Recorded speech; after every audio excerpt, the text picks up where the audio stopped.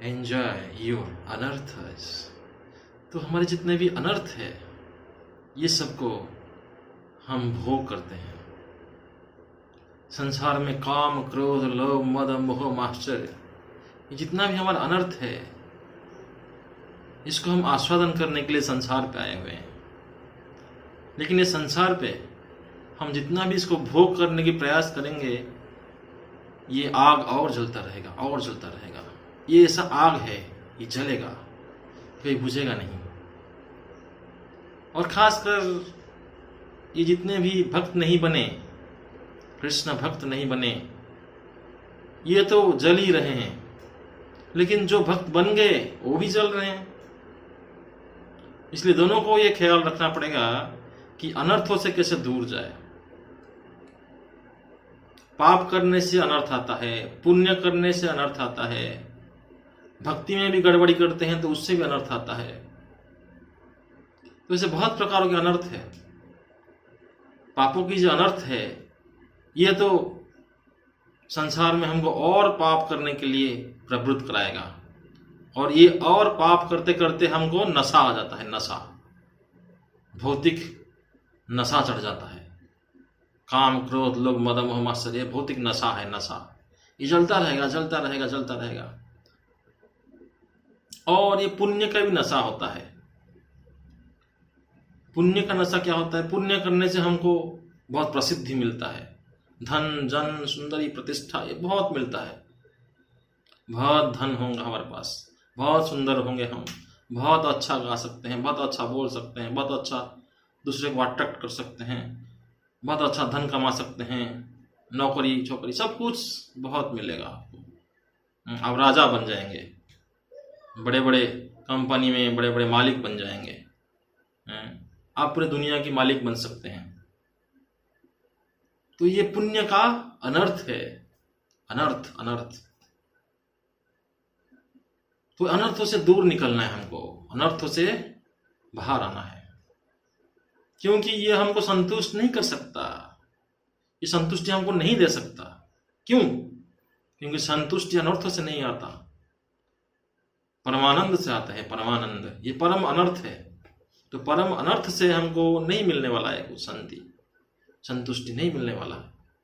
और जहां शांति नहीं है, संतुष्टि नहीं है, तो वहां पे आनंद की बात ही क्या करें?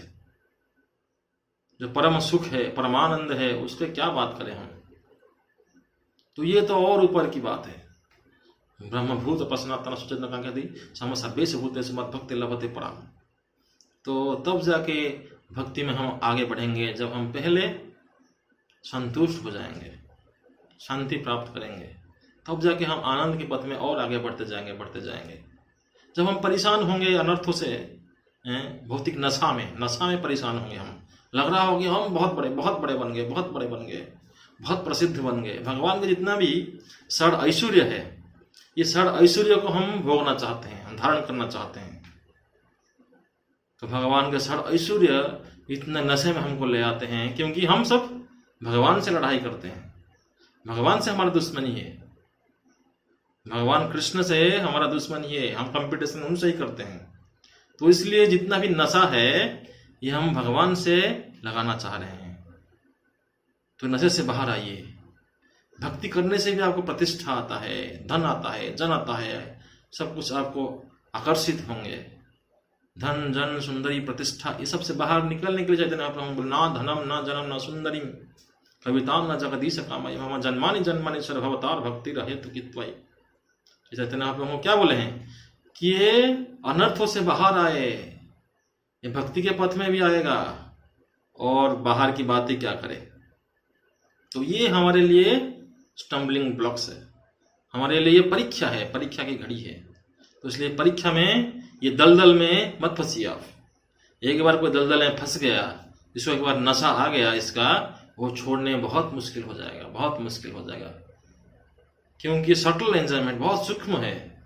स्थूल जो भोग है उसको छोड़ सकते हो, लेकिन सूक्ष्म भोग को छोड़ना बहुत मुश्किल हो जाता है, क्योंकि हमारे मन, बुद्धि, अहंकार में घुस जाते हैं।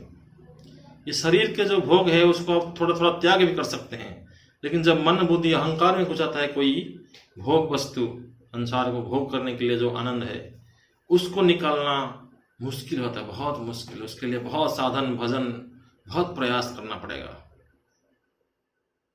इसलिए आप इसे निकलने के प्रयास करिए। और जो हमारे आचार्य वर्ग दिए हुए हैं, श्रील प्रभुपाद जी दिए हुए हैं, ये रास्ते में बहुत अच्छी तरह से शुद्ध भक्ति के तरफ अग्रसर होने की प्रयास करें। भगवान के शुद्ध नाम रूप गुण लीला के श्रवण कीर्तन और स्मरण में हमेशा लगे रहें, और दूसरे को भी ये प्रदान करने में आप सब आगे बढ़िए। हरे कृष्ण।